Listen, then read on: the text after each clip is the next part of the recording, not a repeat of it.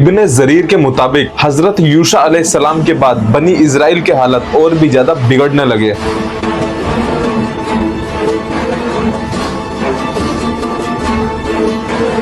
उन्होंने बहुत गुनाह किए और जिसे चाहा उस नबी को मार डाला। इस वजह से अल्लाह पाक ने उनके ऊपर एक जालिम बादशाह मुसल्लत कर दिया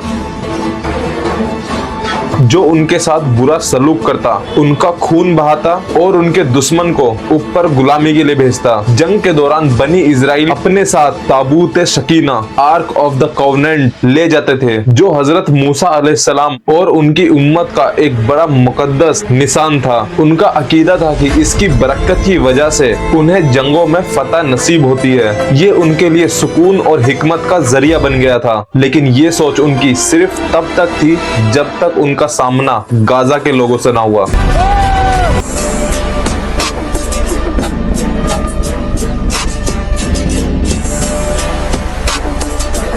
गाजा के लोगों से ना वो सिर्फ हारे बल्कि उनका ताबूत शकीना भी छीन लिया गया।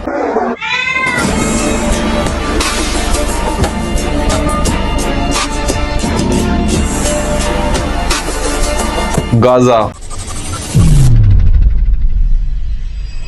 ये वही आज का गाजा है जो अपने से 10 गुना ज्यादा पावरफुल और अपने से 10 गुना ज्यादा बड़े देश इजराइल से आमने सामने की जंग लड़ रहा है।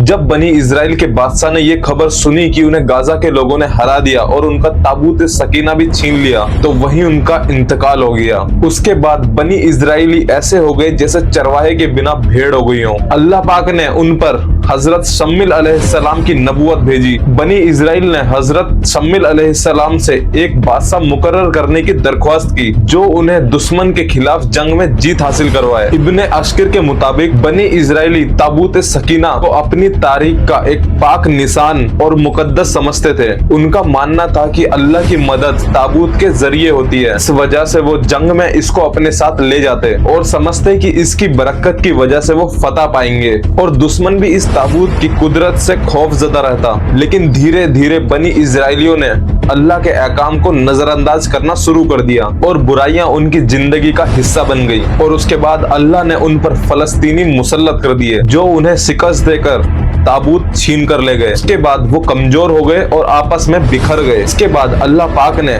बनी इजराइलियों के लिए हजरत शम्मिल अलैहिस्सलाम को भेजा।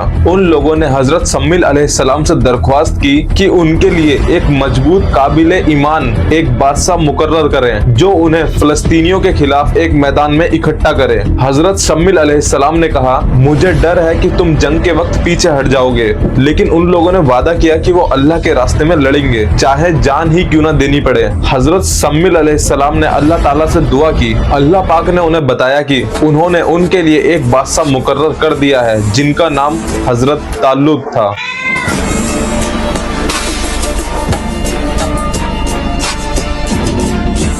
अल्लाह पाक ने यह भी बताया कि हजरत तालूत खुद उनके पास आएंगे और तब उन्हें इनका बादशाह बनाकर इनका रहनुमा बनाना। हजरत तालूत ही वो शख्स है जो फलस्तीनियों के खिलाफ इन्हें जंग में जीत हासिल कराएंगे। हजरत तालूत एक लंबे चौड़े और ताकतवर जिस्म के मालिक थे, साले और निहायत अक्लमंद शख्स। वो अपने वालिद के साथ खेती बाड़ी का काम किया करते थे। एक दिन उनके कुछ गधे गुम हो गए। हजरत तालूत अपने नौकर के साथ उन्हें ढूंढने के लिए निकल गए। कई दिन तक सफर करने के बाद वो थक गए। हजरत तालूत ने अपने नौकर से कहा, आओ वापस चलते हैं। मुझे यकीन है कि अब तक मेरे वालिद परेशान हो गए होंगे और दूसरे जानवरों का भी ख्याल रखना जरूरी है। उनके नौकर ने उन्हें कहा कि हम हजरत शम्मिल अलैहिस्सलाम के इलाके में हैं, तो क्यों ना उनके पास जाकर गधों का हाल पूछें। हजरत तालूत ने इस बात पर इत्तेफाक किया और उन्होंने अपना सफर जारी रखा। रास्ते में पानी भरने वाली कुछ लड़कियों से उन्होंने रास्ता पूछा और उन्होंने पहाड़ी की तरफ इशारा किया। वहाँ हजरत शम्मिल अलैहिस्सलाम को हजरत तालूत ने पहली बार देखा तो हजरत तालूत ने फौरन पहचान लिया कि ये अल्लाह के पैगंबर हैं।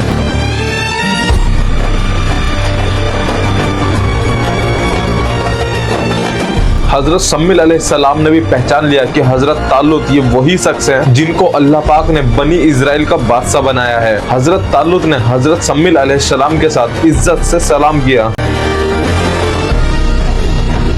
और उनसे गधों के बारे में सवाल किया। हजरत शम्मिल अलैहिस्सलाम ने उन्हें तसल्ली दी कि उनके गधे उनके वालिद के खेत में जा चुके हैं। हजरत शम्मिल अलैहिस्सलाम ने हजरत तालुत को बताया कि अल्लाह पाक ने उन्हें बनी इजराइल का बादशाह मुकर्रर किया है। उनका फर्ज ये होगा कि वो इनके मामलात का इंतजाम करें, उन्हें एक परचम के नीचे इकट्ठा करें और दुश्मनों के खिलाफ हिफाजत करें। अगर वो अल्लाह के हुक्म पर अमल करेंगे तो उन्हें फतह मिलेगी। हजरत तालुत इस इज्जत और जिम्मेदारी से हैरान हो गए। उन्होंने कहा कि वो हजरत याकूब अलैहिस्सलाम के कबीले बिन्यामिन से हैं, जो सबसे कम मशहूर कबीला है। ना उन्हें हुकूमत का तजुर्बा है और ना ही वो मालो दौलत के मालिक हैं। हजरत शम्मिल अलैहिस्सलाम ने जवाब दिया कि ये अल्लाह की मर्जी है और उन्हें शुक्रगुजार होना चाहिए और अपने ईमान को मजबूत रखना चाहिए। हजरत शम्मिल अलैहिस्सलाम हजरत तालुत का हाथ पकड़कर बनी इजराइलियों के सामने ले गए, लेकिन उन्होंने अल्लाह की तरफ से एक निशानी का मुतालबा किया।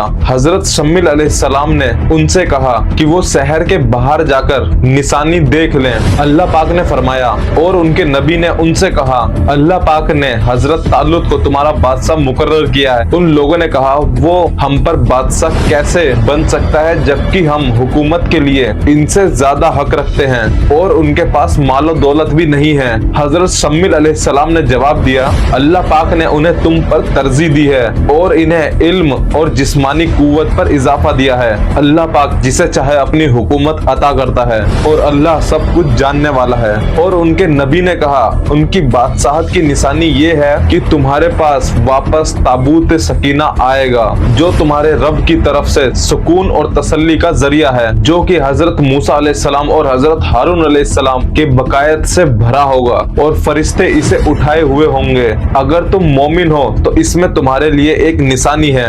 जब हजरत तालुत अपनी फौज के साथ सफर पर चले तो उन्होंने कहा, बेशक अल्लाह तुम्हारी अजमाइश एक दरिया के जरिए करेगा। जो इसमें से पानी पिएगा वो मेरी फौज का हिस्सा नहीं होगा और जो इसे नहीं पिएगा वो मेरी फौज का हिस्सा होगा, सिवाय उसके जो अपने हाथ के चुल्लू से थोड़ा सा पानी ले। लेकिन उनमें से ज्यादातर लोग दरिया का पानी पी बैठे, सिवाय चंद लोगों के। जब हजरत तालुत ने दरिया पार कर लिया और सिर्फ वही लोग बचे जो सच्चे मोमिन थे, तो कुछ लोगों ने कहा, आज हम गलुत यानी कि गोलियात और उसकी फौज के खिलाफ लड़ने की ताकत नहीं रखते। मगर जो लोग यकीन रखते थे कि उन्हें अपने रब से मिलना है, उन्होंने कहा, इतनी ही छोटी जमातें अल्लाह के हुक्म से बड़ी बड़ी फौजों पर गालिब आई हैं और अल्लाह सब्र करने वालों के साथ है। जब वो गलुत और उसकी फौज के सामने आए तो उन्होंने दुआ की, हमारे रब हमारे दिलों में सब्र डाल दे और हमें काफिर लोगों पर फतह नसीब कर। हजरत तालुत ने अपनी फौज को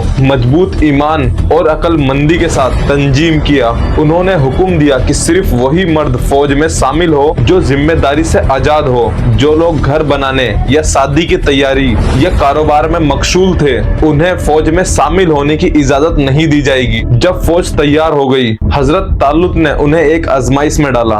उन्होंने कहा कि रास्ते में एक दरिया आएगा जहां सबको अपनी प्यास बुझाकर बस इतना पानी पीना होगा जो जरूरत के लिए काफी हो। मगर ज्यादातर लोगों ने उनकी बात नहीं मानी और उस दरिया का ज्यादा पानी पी लिया। हजरत तालुत ने उन लोगों को फौज से निकाल दिया जो कि नाफरमानी के बराबर है। सिर्फ वही चंद लोग बचे जो उनके हुक्म पर चले। इस आजमाइश के नतीजे में फौज दो हिस्सों में तकसीम हो गई। मगर हजरत तालुत को इसका कोई गम नहीं था। उन्हें यकीन था कि कम मगर वफादार मोमिन की जमात ज्यादा और गैर मामूर लोगों से बेहतर है। जब हजरत तालुत की छोटी सी फौज ने दरिया पार किया तो उन्हें दुश्मन की फौज अपने सामने दिखी। दुश्मन के लोग जिस्मानी तौर पर मजबूत थे और बेहतरीन हथियारों से लैस थे।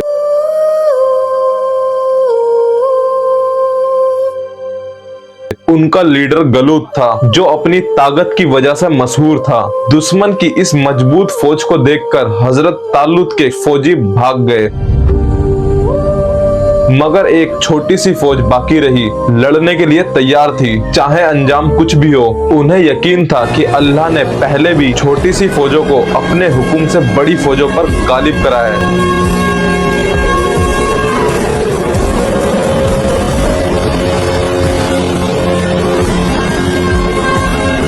और वो भी अल्लाह की मदद के साथ कामयाब होंगे।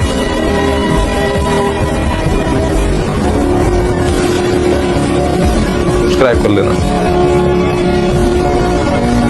और अगर आपने हमारी इससे पहले की स्टोरी नहीं पढ़ी है तो वो पहले पढ़ ले, ताकि आपको ये स्टोरी और इजीली आसानी से समझ में आ जाए। लिंक डिस्क्रिप्शन में है पूरी प्लेलिस्ट का, और आपकी स्क्रीन पे भी दिखाई दे रही होगी हमारी पूरी प्लेलिस्ट तैयार है।